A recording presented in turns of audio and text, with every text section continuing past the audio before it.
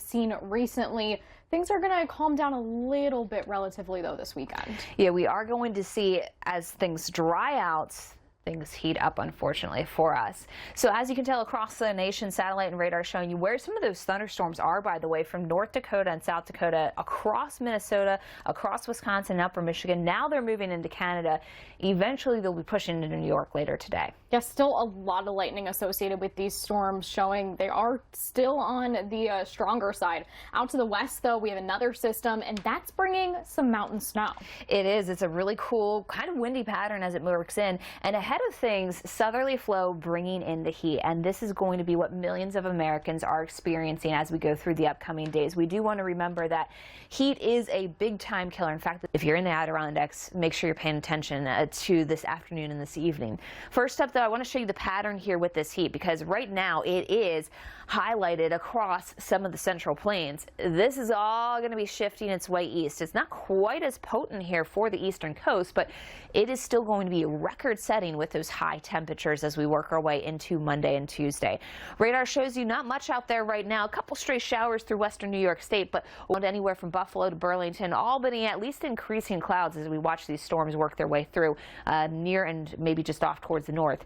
The severe risk for severe weather is moderate here on our scale. We're going to focus on damaging winds through the Adirondacks. Again, another spot that does a lot of camping and a lot of boating. So by boat, by air, it's really just about the heat, which shouldn't create too many slowdowns, especially certainly in the skies, but also on the road. We've had a lot of heavy rain, and of course, devastating floodwaters have torn through Triadelphia, West Virginia. This was last weekend, sending 4 feet of some awful sights there as you looked across portions of West Virginia.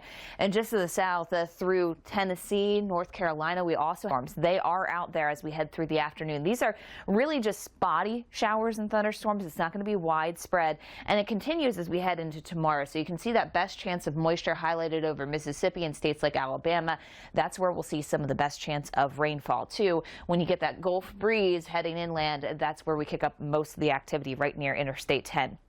Future radar takes us through time, and again today we start off very quiet, start to see those clouds build, and there's those popcorn-like showers and thunderstorms as they look here on radar. Not every thunderstorms towards the western beaches as we head through today. So this means from Tampa to Marco Island, for example. That's going to be your best chance for a few showers and thunderstorms. Temperatures, thunderstorms across the southeast the next few days. Really no big changes here for us, but we will have some records challenge across some of the stormy times across the northern tier of the nation. They've shifted quite far to the north, so we are talking about the U.S.-Canadian border really dealing with a lot of the action as far as storms and severe weather, which we've had our share of over the past couple of hours. We'll start off with a look at satellite and radar to show you where some of those storms have moved through now, and you can see them here highlighted.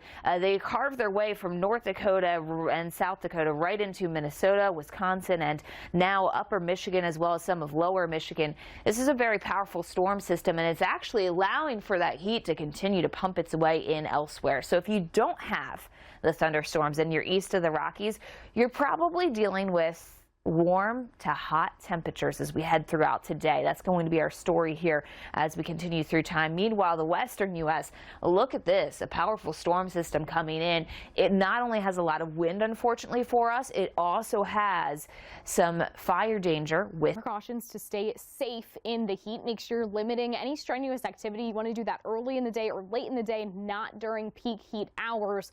If you have to be out and about, make sure you're wearing lightweight, light-colored clothing, and make sure you're watching pets, children, seniors, even people who are pregnant are in that kind of vulnerable category as well. So make sure that you are taking care of each other. Now, signs to look out for that you need to get out of the heat and you might need to seek medical attention because of heat-related illness include muscle stiffness, cramping, headaches, lightheadedness, nausea, and vomiting. Now, as we get towards nausea and vomiting, that starts to be some of the more serious concerns, but where you immediately need to call 911 is anyone that loses consciousness. Now, when you start to show any of these symptoms, get inside in the air conditioning and get hydrated, especially something with electrolytes.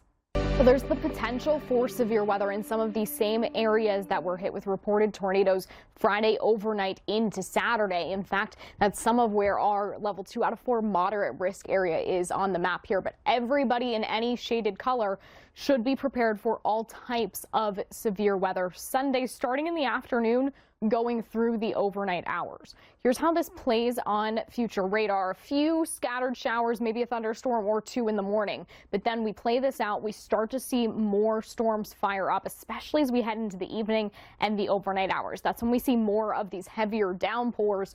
And so a reminder, because we had overnight tornadoes Friday and they can be so dangerous, make sure Sunday overnight into Monday, if you're in these areas, you have a way to be woken up for any tornado warnings that are issued. You do not want to be sleeping through a potential tornado.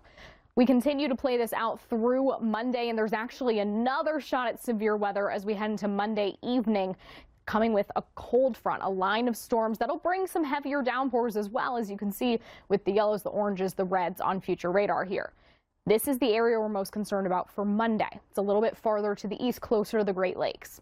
Again, a lower end threat, but still, take it seriously. All types of severe weather are possible here.